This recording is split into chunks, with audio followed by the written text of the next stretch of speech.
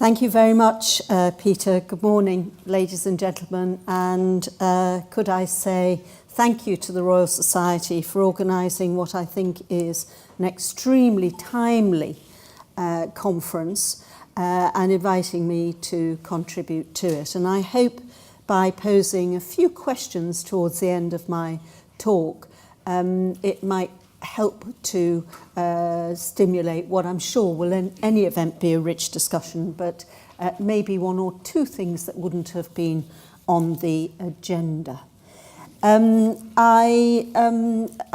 Peter said a bit about me, he was rather overkind in his remarks, but as well as chairing the climate group, I want just to mention that I'm currently a member of a strategic advisory board for ENGIE UK, which operates as an energy supplier and a services supplier.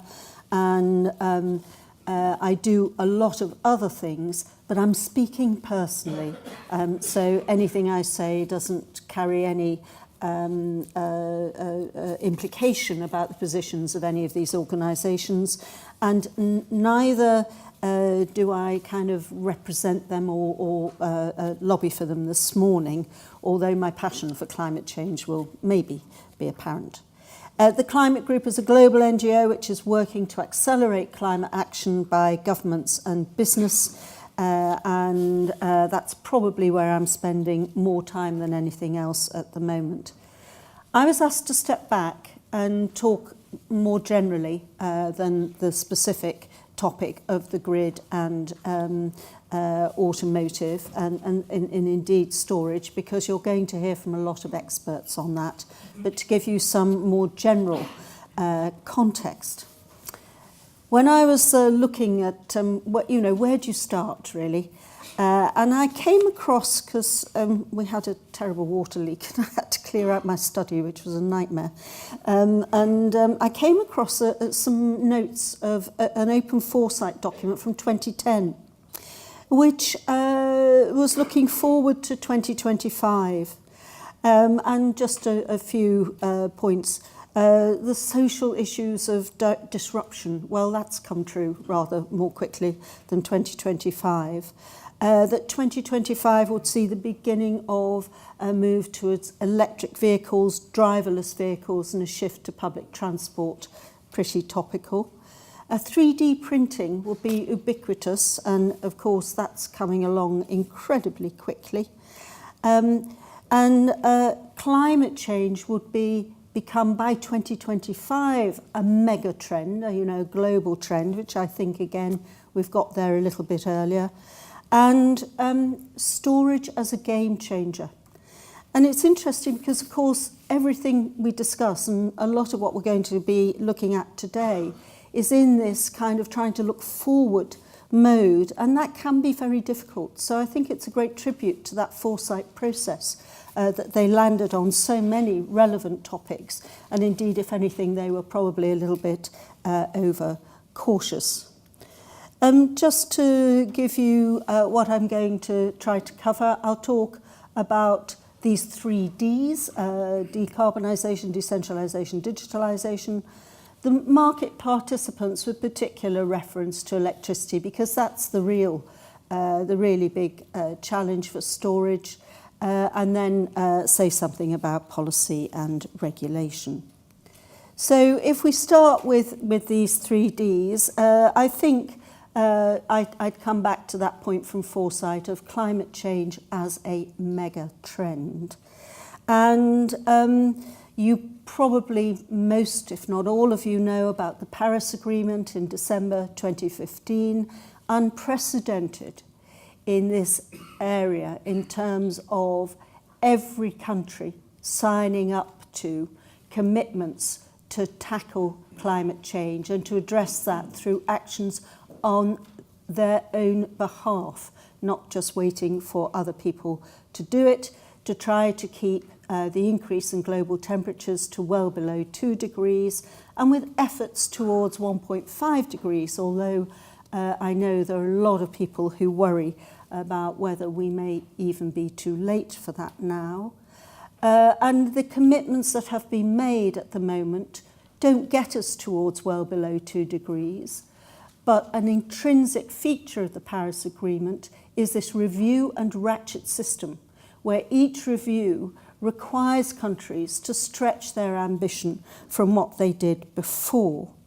And it was ratified a year earlier than had been hoped for by the people who were working on the Paris Agreement. And that slightly caught everybody on the hop at the next annual get-together, when they thought they would have at least another year before getting into some of the detail about how to make this happen, what kind of international rules to govern it, and they had to start playing catch-up. But what a great problem to have.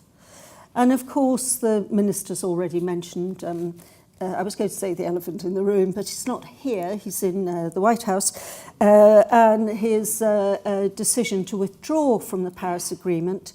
Actually, he can't withdraw until he can give notice to withdraw in 2019, and the withdrawal would take effect in 2020, the day before the date of the presidential election.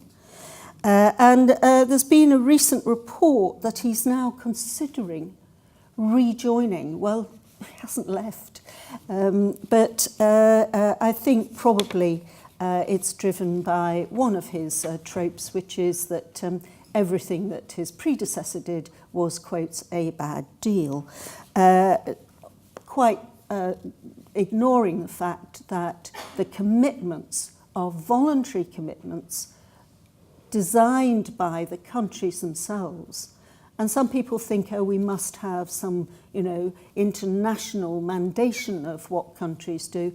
But actually, I think the voluntary commitment is more powerful, because in the end, if a country doesn't want to abide by an international agreement, it won't. So let's just take a quick look at the World Energy Outlook from the International Energy Agency, which represents essentially the rich consuming countries, but is increasingly working in association with the big emerging economies like India and China, about the future of contributors to the low-carbon agenda and the energy transition. They have two scenarios. The new policy scenario, which captures all of the commitments that have been made and announced, and they apply a kind of weighting factor to how much they're going to be implemented. And then they, for the first time, produced a sustainable development scenario, which looks to what needs to be done actually to get not only to the 2-degree Paris goal, the well below 2 degree, but also access to energy for all and much greater use of, much more effective use of our energy resources. And the blue line is the new policy scenario, and you can see that renewables more than double. So that's essentially the base case now. And the sustainable development scenario, they more than triple. So I think that's quite an interesting context for the storage debate, given the linkage between storage and renewables. And the IEA has been criticised that its scenarios under-predict in some areas, particularly growth of renewables and some other technologies. In fact, it's not a prediction, it's a rolling forward of what would happen if no new action was taken. And we know that more action will be taken. So I think that's quite a good indicator of the renewable and decarbonisation agenda, if you will. We could look at it through another lens by region and sector, in which one sees that renewable energy use goes up fast everywhere. I mean, ×3 in China and India. The multiplier is less in the EU, but that's because we are actually, and I use the we deliberately at the moment, we are actually further down the route of renewable use. but even in the US, it's more than doubling. And you can see that electricity is the leader, but there is still quite a lot of work to be done, particularly in the transport sector, but maybe also in heat. But cost has been crucial to this, as well as policy. The commitment on decarbonisation is one big driver, but cost is also significant. And this is from Bloomberg New Energy Finance, which shows that the unsubsidised cost of solar will be less than coal. May, they say, but I think given the cost reductions we have seen in recent years, that's probably, that's not a wildly optimistic thing to predict.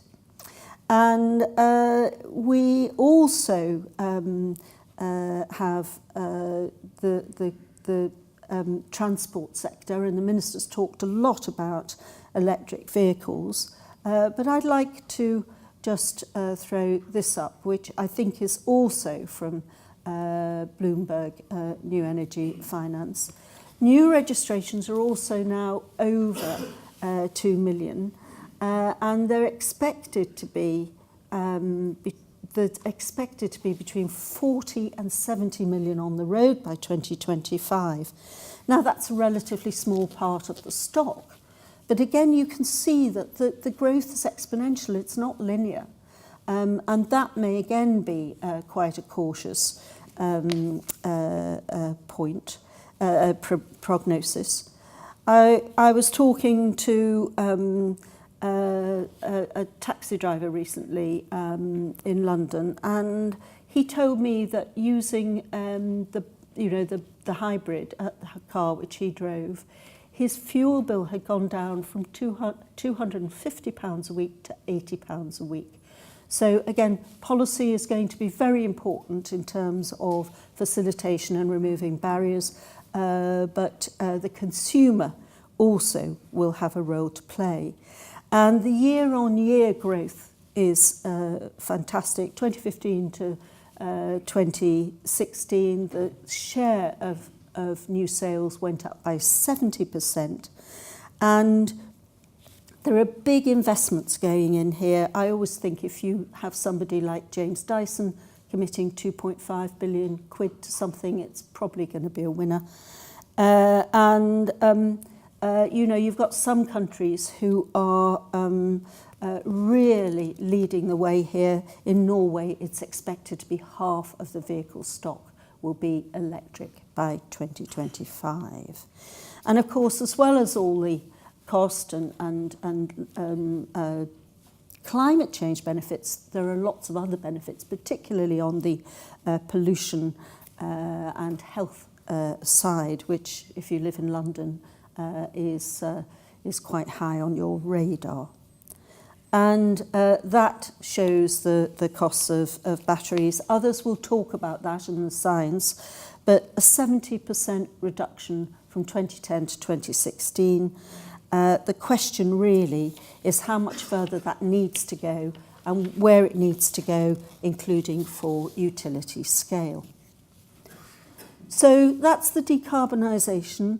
Of course, decarbonisation in itself brings some decentralisation as people put PV panels on their roofs, as we have much more in the way of distributed generation, both at the level of individual householders, businesses and so on. But we also have people driving the change below the level of national governments. So this slide captures the signatories to something called RE100, which is a commitment for companies, big global names, to procure 100% of their electricity from renewable sources. And we had a target of getting to 100 signatories by 2020, and we exceeded that by the time of our Climate Week in New York, UN Climate Week in New York last September, and people are still joining, and we're now looking beyond the companies themselves to their supply chains. So this is really great stuff. We also, a climate group, runs something called EV100. Now, obviously, that's a much less crowded slide, but it only was launched in September 2016, and its pickup has been faster in the initial months than RE100. So I'm looking forward to that really scaling up very quickly in the next year or two. And we really ought to be thinking of RE1000, EV1000. And at that point, you begin to get some real impact on creating the market. For example, RE100, last time I spoke about it late last year, was creating a market for renewables that was the size of the Netherlands' electricity demand. So, you know, if we can scale that up further, it really does act as a driver for change here. As well as the initiatives that we have with business, and we've got something called Energy Productivity 100, which I won't go into here because of time constraints. We're also working with something called the Under 2 Coalition. These are people below the level of national governments who've committed to at least to deliver what is needed for the well below 2-degree Paris target. And some of them are already doing more than that at that level. Scotland, for example, committed to reduce its emissions by 56% by 2027. It had an interim target in 2020, and it achieved the interim target last year. So it's well on track, although we know that the low-hanging fruit gets taken first, but still it does suggest that they're serious and they're doing it. And actually, intrinsic to all of these initiatives is transparency, independent auditing, and publication of achievement or lack of achievement, if that be the case. And Under 2 is worth mentioning for two other reasons. It now covers about 40% of the global economy. It's had more adherence since this slide was prepared. And we published a report last September which looked at the published commitments of states and cities in the US and of businesses in the US, where they had committed publicly to report on progress and where they'd made that commitment publicly. And if you looked at just that selected group, taken together, they will deliver half of what the US committed to deliver by way of emission reduction under the Paris Agreement by 2025. So the US, we have to remember, is not just about the White House. And of course, there is a huge contribution from communities and people in localities, directly elected mayors and so on, who can lead on all sorts of things, and all sorts of things which are highly relevant to your discussions later around infrastructure, district heating, community renewables, pollution targets, electric vehicles, low emission zones, and who can engage in the market increasingly through peer-to-peer trading. And that leads me to digitalisation, because I don't have a slide on digitalisation. Couldn't think of a way really to capture it graphically. But we all know how important it is. We're seeing the marketing of devices to help us manage our homes and our lives. And that will allow for two-way flows. It will change the whole nature of the electricity market, and it will do so much to transform the way that market operates and what we can do within it. And those services, actually, will develop in ways that we do not begin to see at the moment. I mean, if those of you who are as old as I am might remember the first mobile phones, they were the size of a small carry-on bag for the airport. and all they did was allow you to receive and make calls. Well, just think about the apps now. And I think that's the way we're going through digitalisation in this area. So let me quickly go through some market participants. We actually have... Sorry, I've got to do something here because the animation wouldn't work, for which I apologise. So hopefully that's the sort of thing we have now. It's a bit of an oversimplification because it's already started to change, but in the future, what we're going to have is this sort of scene. And I think one has to ask the question whether the way we're thinking about the market is currently fit for purpose. I mean, there's some wonderful discussions going on about changes to take account of the advent of storage, and some of which the Minister mentioned, work going on between Ofgem, industry and government. But actually, this pace of change is going to be a real challenge because, as he acknowledged, and as I know from my own experience, government does take time. But in fact, by the time one gets to some of the changes that need to be made, they will have been overtaken by changes in service provision, in participants, in the challenges that are needed to protect the public interest and the consumer interest, which is just a little bit of a topical debate at the moment.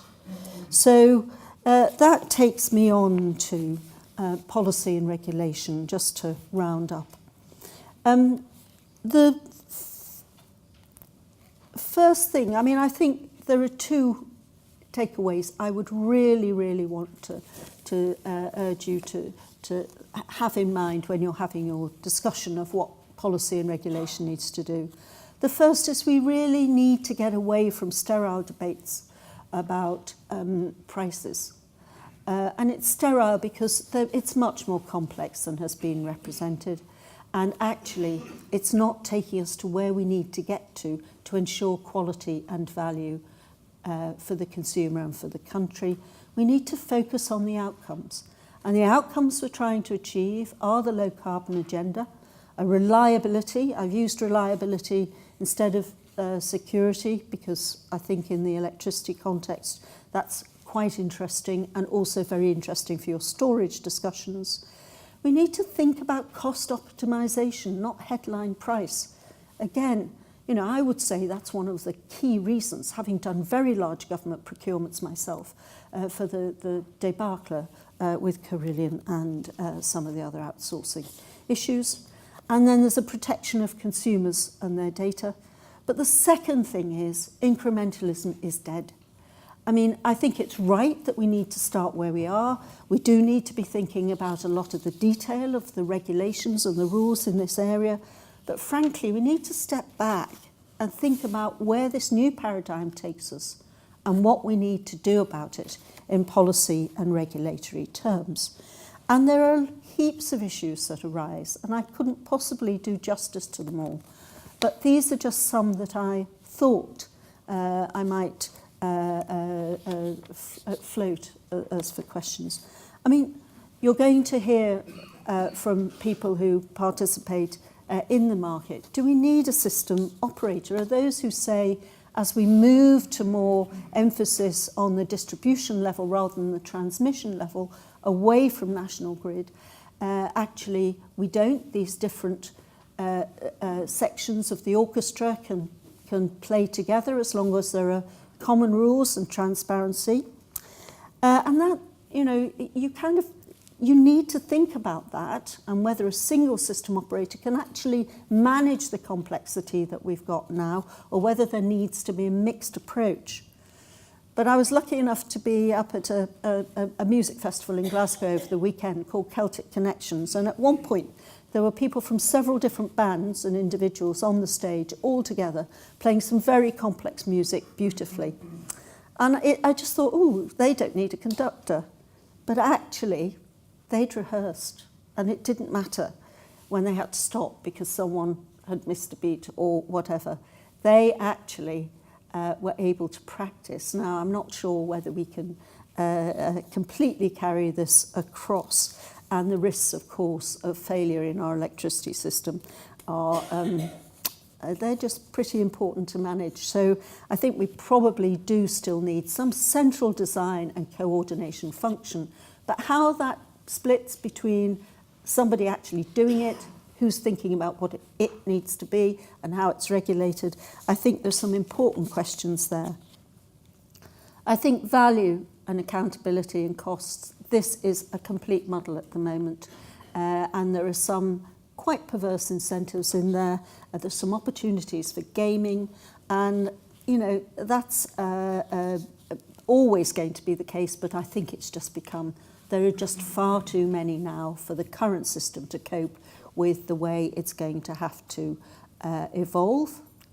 And we've got to get a situation in which we can allow for the innovation, because that's where a lot of benefits are going to come, both for individual consumers and for the country in terms of competitiveness, because other countries will go down that route. And we are not badly placed, so actually it's about trying to keep ahead there. Consumer protection, well, if I can just ask you to assume that we must do something to protect the vulnerable consumer, and that's as much a social policy issue as an energy issue, I think then you come down to what kind of regulation do you need? Is it about choice? Is it about equity? And I've got their value of data. The kind of regulation we need is going to change, because fundamentally what was the answer that, you know, we had a competitive market because people could switch, which is found to be quite flawed, may actually be quite important in the future as digitalisation and use of data and everything else enables things to happen so much more easily. So I think there are some very important issues there about how you approach regulation, whether you need just an economic regulator, whether you need different kinds of regulation, and if so, does that need to be just electricity or need it be cross-sector? I mean, how's that going to work with heat and electric vehicles and so on? And the importance of innovation. You know, we've seen recently reports that the whole internet value and communications value of our economy has been consistently underestimated. So growth's probably been underestimated and inflation overestimated. I just want to come back to this data point. I think there is an argument that the value in the data is going to produce greater margin for participants, for commercial participants, than supply of the commodity. And so we're going to get people piling in to use that. And we've seen how that has happened on social media, for example. And that's going to raise really difficult issues. I mean, 1 in a quarter people reported this morning have confidence in the social media tech giants. And, you know, they're focused on shareholder value. There is a lack of competition. And what about social responsibility? And who do I want to have my data and use it when it's coming into my home and really every aspect of my life with the Internet of Things? So that's not even to mention the risk of hacking and cyber terrorism and so on. So I think this is one of the big issues that's going to need to be tackled, along with rules on sharing information among participants. So my final question, which you're all going to answer, is what this means for storage. We, you know, will hear about some of the scientific and technical issues, but the decarbonisation train has left the station. The government is predicting 86% of electricity generation to be low carbon in the UK by 2035. Last April we had our first ever day of coal-free power generation since the Industrial Revolution. And, you know, the prediction is that globally, use of electricity increases everywhere, and that is going to be underpinned by storage because of the penetration of renewables and because of the other roles that storage can play. So which ones are we going to focus on? Are we going to focus on support of a system, you know, as it moves to more intermittency, reducing volatility, frequency response, managing the system, avoiding wasted intermittent output, and so on? Going to be about reliability and compensating for outages, as the big Tesla battery in South Australia did recently. Smoothing, reducing costs, reducing losses, reducing costs and emissions, giving people energy independence. And what does that mean for how you apportion cost and value and how you ensure equity? And it's not just the affluent able to opt out of paying for the system costs, but then take its benefits when they choose to do so. And so how do we remove the barriers for storage? The Minister talked a bit about the work that's going on, but there's so much that it still needs to be done there. And currently, under the current paradigm, double charging and the impact of system charges. But we also need to think about creating incentives. But for what kind of mix of storage? You know, what they can do depends on the technology. To what extent they're viable depends on what we ask them to do, in addition to supply of energy, because that alone doesn't cut it.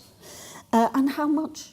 Because if there's too much storage, then that depresses the return, and then you get it not being viable, and is it then going to be available for when you need it? So I think it's going to be a fascinating day, and I am sorry that I have to go out of London for another commitment, and I can't be with you for the whole day to learn the answers to some of these questions, but I wish you every success in addressing them.